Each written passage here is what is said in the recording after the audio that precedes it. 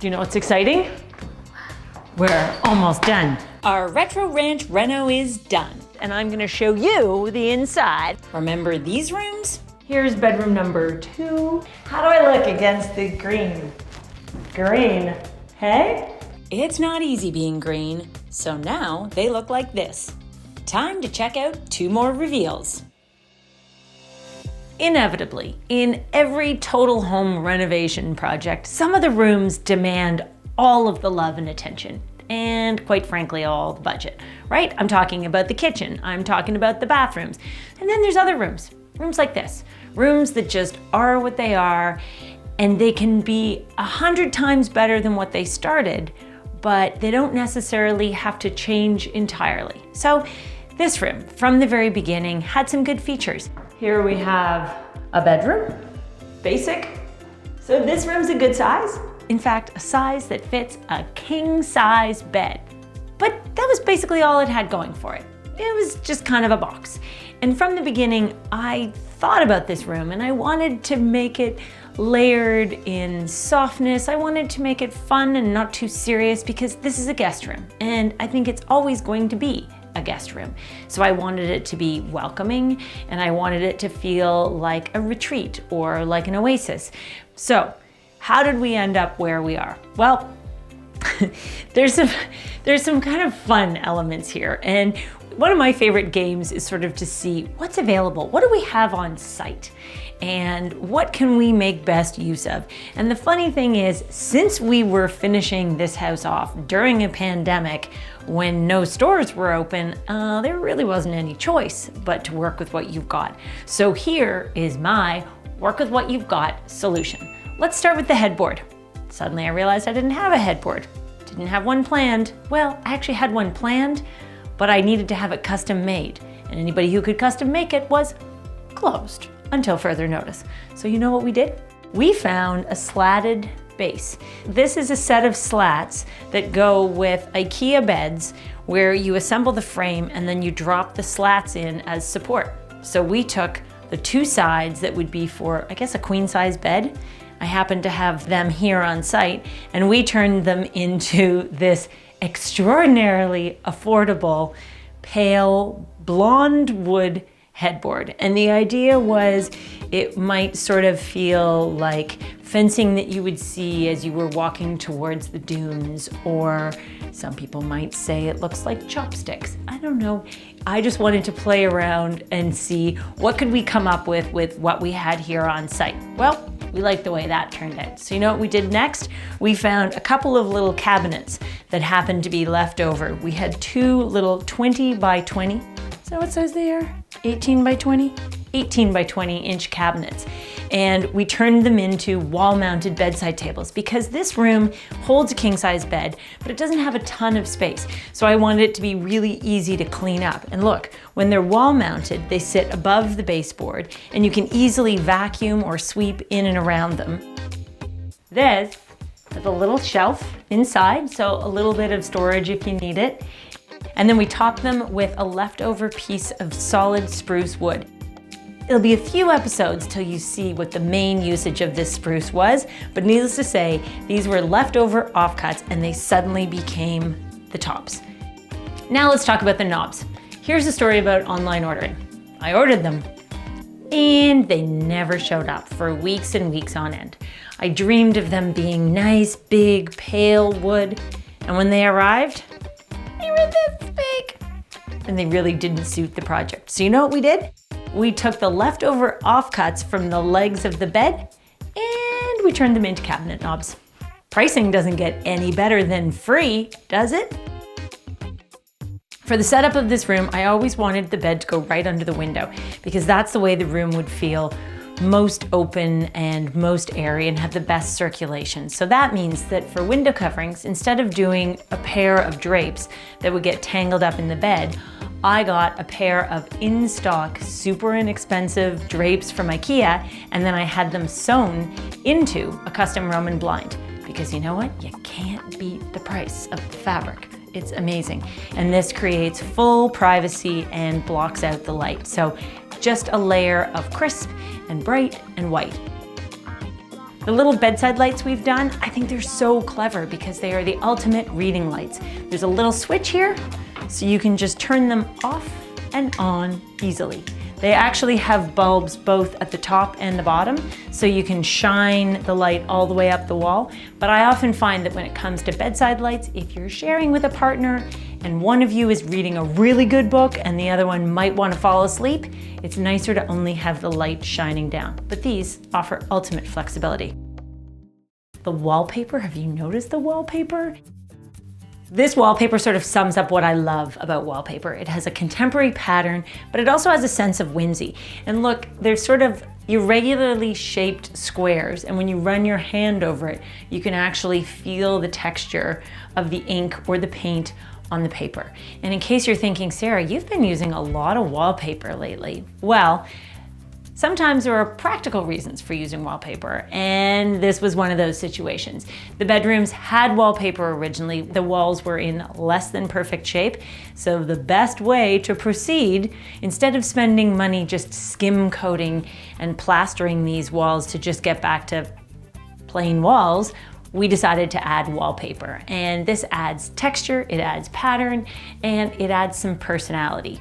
Interestingly, the personality of this wallpaper happened to match, meet, complement, and meld perfectly with the carpet that's on the floor. And this carpet is a personal creation for me. This is a rug from my new collection, Sarah Richardson for Palliser. But guess who actually designed this rug?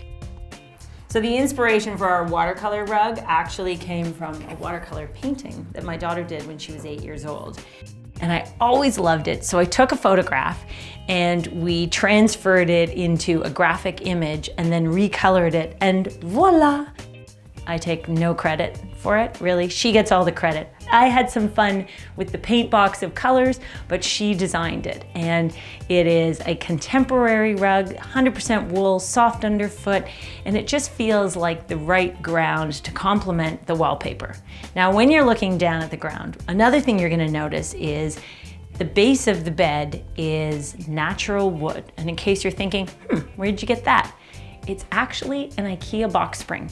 And IKEA box springs or IKEA bed supports are made of solid wood, and then they sell them to you with a cover that fits over top. And once we created our headboard, combined with our natural light wood topped bedside tables, I thought, why not continue on this theme and reinforce it with the bed base? So as I mentioned, we cut down the legs on the bed, and we got the legs for the bed plus the knobs for the bedside cabinet all out of the leftovers. I guess what I'm trying to tell you here is you don't have to spend a lot to achieve a lot. You can create innovative, creative, happy, beautiful solutions without spending a fortune. When thinking about how to set up a bedroom, one of the elements that is always super important to me is comfort. And comfort means the mattress. This is a new mattress, and it is a combination of natural latex, coconut fiber, cotton, and wool. And what's neat about this is that it has coconut fiber on the base, which allows the air to circulate so it doesn't get too hot. It's super comfy and very plush. So you don't have to spend all the money in the world to get a great, comfortable mattress and make sure that everybody gets a fabulous night's sleep. So that's guest room number 1. Do you want to go see bedroom number 2? Let's go. Next up on our bedroom tour is the bunk room. We have a total of 4 bedrooms in this house now, and that's a lot of bedrooms and a lot of sleeping space for a house that actually is not all that big. And this room, when we started, was the teeniest of tiny rooms. Now, I can't make this bedroom any bigger. It is a petite bedroom. So what takes a room from tiny and cramped to really terrific? Well, I think it's all about having one good idea. And to be honest, I think there's more than one good idea in here. But let's talk about the game changer idea. And that one was thanks to the Minister of Exteriors. Could you put a bunk bed in the nook?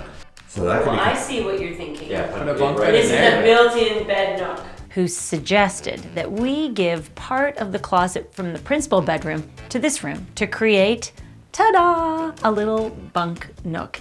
And what an idea that was, because before, this room just went to here. So to give you an idea, the bunk bed nook is gonna start right here. And it was tight, it was tiny, it really didn't fit more than a twin bed. But now it has both a queen and a twin, plus a console table, plus a chair, plus a closet. Plus, come on, let's talk about it. It has the world's cutest, funnest, most fun wallpaper that is happy and cheery and perfectly suited to the country setting where we are. I think this wallpaper is the definition of modern country. Don't you think it's fun? It is fun. It's fantastical and fun-tastical. Okay, I got sidetracked there. I get distracted when I see pretty things. Let's talk about this little bed nook. Here's what we did. When we opened up the wall and we took over some space from the adjacent principal bedroom walk-in closet, which just wasn't needed, we ended up with an unfinished wall. Stop walking through walls, come back in here. So my idea was to clad the wall with slot wall. Now this is something that's readily available in building supply stores, and it's normally run horizontally to allow you to hang hooks or storage solutions off the slotted section of the paneling. The next greatest design trend, slot wall! Now, it's not something that's normally used in a decorative way at home. However, I really like the look. I think it's really contemporary looking. And we decided to match both the frame of the bed with the back wall surrounding the bunk and the bunk frame in a beautiful soft blue that was drawn directly by matching the color that's in the wallpaper. So if you're thinking about bringing in an accent color, it's important to know what your accents are.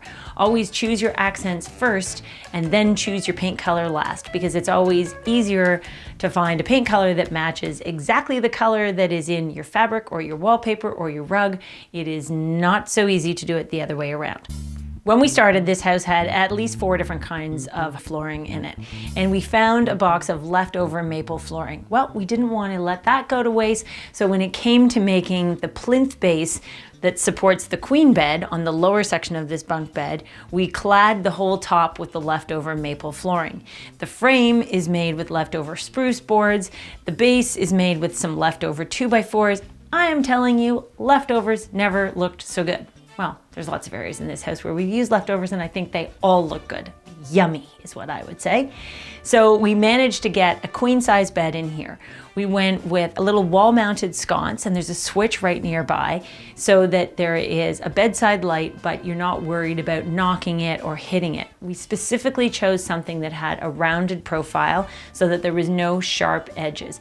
Then we know that everybody needs to have something to set down. Do you wear glasses? Do you have a glass of water? Are you reading a can't put it down book until you literally are nodding off to sleep? You'll see we put a couple of little triangular shelves just in the corners, just big enough. These are not meant to be bedside tables. This is just meant for you to have a place whether you need to set down your phone, your glasses, your water glass, or your book. Pick one, maybe 2 of those. You can't have all, there isn't enough space. But this is a solution that was really designed almost like a ship to make the best use of the space. And when possible, a queen size bed, it's always better than a double. So that's what we've put in here. And just like the other room, we've focused on super comfy mattresses. This mattress has a pillow top. In case you're wondering what the perfect ratio for bunk beds is, well, I think it's worth doing a little bit of testing as you're building them. We decided to make the lower bunk extra low. The queen size bed is low to the ground so that somebody adult size, that means over 5'8" tall, could sit up without hitting their head on the bunk. That's really important. I'm not sure that adults are ever gonna sleep in here, but I wanted to make sure that it didn't feel too claustrophobic. Now you may be watching this thinking, Sarah, there is no ladder. Okay. Hear me out. The queen size bed is a very soft landing and it comes out directly underneath the twin bed. Mostly my kids like to scamper up. So what did I do? I put a foothold. For sure they're gonna stand on the bed. Then they're gonna put 1 foot on the bed, they're gonna put 1 foot on the toe hold, and they're gonna climb up. Trust me, it works. It's all we really need. Now, When it comes to paint colors, when you're using a decorative wallpaper, think about how you can embrace them. So I've already mentioned that I used the blue for the bunk bed built in from the wallpaper. But also, if you look closely, you'll notice that instead of using white trim like we use throughout the rest of the house, I drew the color for all the trim in this bedroom from the background color, only because I wanted the wallpaper to really be the star and I wanted everything else to just be like a quiet hush. Here's one of the other big changes we made in this room, and that was reorienting the way the closet worked. And it seemed like a small idea at the time when we did it during construction, but in the end, it's a big idea both in the way the room functions and also in the way it looks. So here's what we did. We had an existing closet. We shortened the height of the closet from the bottom up, giving us more headroom and ceiling space going down the stairs. So our one question was, do we raise this floor at all to give more space for us? That's a very leading question as you stand there showing me that you feel like you're gonna hit your head. Plus drywall. Please may we? And then, instead of having one big door that swings open, we instead used some cabinet doors that open side by side. Okay, what does all this mean? It means that there is way more practical floor space. Now there's room to tuck a chair into the room that doesn't feel nearly as tight or as confined as it would if we had that big door swing to contend with. Plus, these door fronts look super chic and they are finished with that same leftover bed leg door hardware, which I gotta tell you, I really like. This room definitely has a sort of Scandi theme overall, whether it's the wallpaper or the color palette or the lightness of the overall scheme. And so I decided to reinforce that with the finishing details. I found a console with a pair of footstools from a local vintage dealer for a bargain, reupholstered the stool. Well, actually, Charlotte reupholstered the stool and did a great job using a piece of pillow fabric. And then we've paired it with a rattan chair. What I like about the console table is it can act like a little desk for a laptop. It could be a makeup table, and it can just be a catch-all space. So this is a nice, easy piece of furniture. Everything in here is soft. When you have a room that's limited in terms of square footage, it's a good idea to look for elements that have rounded edges so that if you do bump it, you don't get a bruise. So you'll notice rounded corners on the console and the stool, and also a very soft rounded silhouette on this great rattan chair. I am such a fan of this rattan chair. It's affordable, it's lightweight, it's easy to move around, and it's comfortable. Always a great idea. There's really nothing fussy about this room. It is an easy, fun, happy space. I think that hopefully when you walk in this room or when you see a photograph of this room, I just want you to smile and think, oh, that is fun, that is cute, and if I were a kid, I'd want to sleep in that bunk bed. Okay, well, I'm not a kid, but I still want to sleep in that bunk bed. Do you want to see what else we have coming up for you on our Retro Ranch Reno project? Well, I need you to hit that button. You'll want to subscribe because there are lots more rooms to explore on our tour next time.